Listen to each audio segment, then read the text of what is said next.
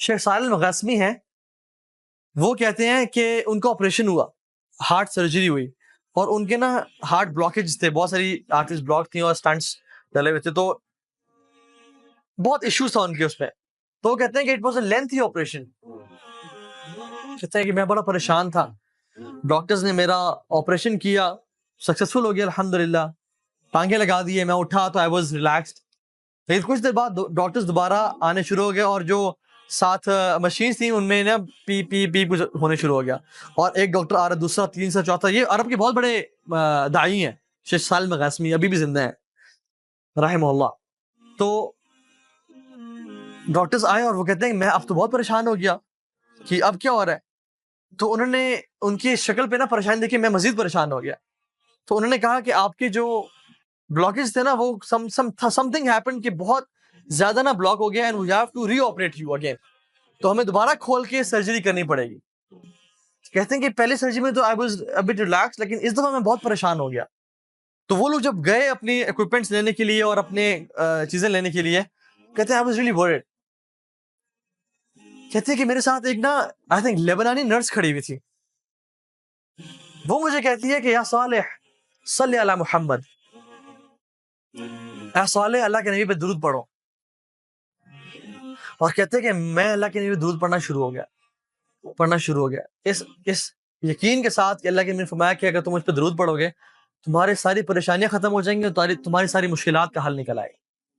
تو کہتے ہیں کہ میں درود پڑھنا شروع ہو گیا، حتیٰ کہ جب ڈاکٹرز آئے اور دوبارہ انہوں نے مجھے کچھ چیزیں اٹیچ کی، they were confused and surprised. اور جب میں نے پوچھا کہ یہ کیا ہوا ہے، کہتے ہیں کہ جو رپورٹس ابھی آ رہی تھی کہ بلڈ دوبارہ جو ہے نا بلاکیجز آ گئی ہیں، they are all removed, they are all gone. اور کہتے ہیں کہ مجھے اس دن اللہ کے نبی پہ درود پڑھنے کی فضیلت سمجھ میں آئی کہ کتنا افضل ہے یہ ذکر، اللہ کے نبی پہ درود پڑھنا. سبحان اللہ. تو اپنی زندگی کو نا کثرت سے، جب بھی فری ٹائم ہے نا، درود کثرت سے پڑھا کریں، استغفار کثرت سے پڑھا کریں. ایک صحابی آیا اور کہا یا رسول اللہ نجات کا راستہ بتائیں، نجات کس میں ہے؟ فرمایا لا یزال لسانک رطبا من ذکر اللہ، اپنی زبان کو اللہ کے ذکر سے تر رکھو، اس میں نجات ہے.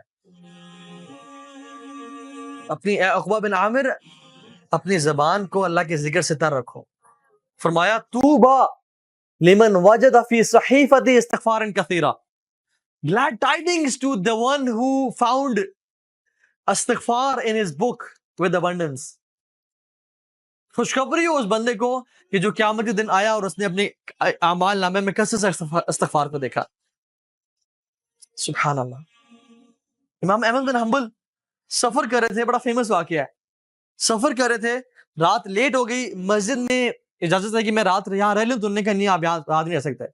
تو ایک نان بنانے والا گزر رہا تھا، تو میں نے کہا آپ کیوں بزرگ کو تنگ کریں، بزرگ آپ میرے پاس آئیں، بابا جی میرے گھر رہ لیں. تو نے کہا ٹھیک ہے.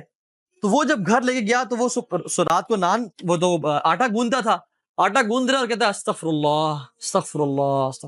امام احمد بن حنبل رحمہ اللہ بیٹھے ہوئے ہیں، کہتے ہیں آپ کو اس ذکر نے کبھی زندگی میں فائدہ بھی پہنچایا ہے؟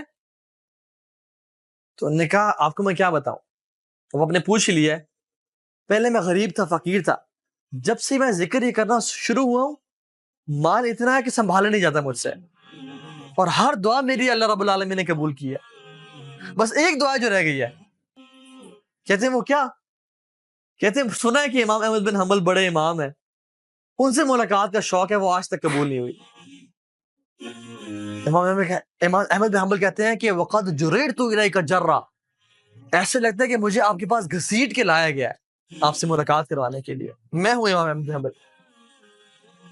یہ ہے توبہ استغفار کے فائدے، یہ ہے توبہ استغفار. کثرت سے استغفار پڑھا کریں زندگی میں. اللہ کے نبی اپنی ایک محفل میں، ایک سیٹنگ میں 70 سے 100 مرتبہ استغفار پڑھا کرتے تھے، ایک سیٹنگ. اور کثرت سے درود پڑھیں، کثرت سے درود پڑھا کریں.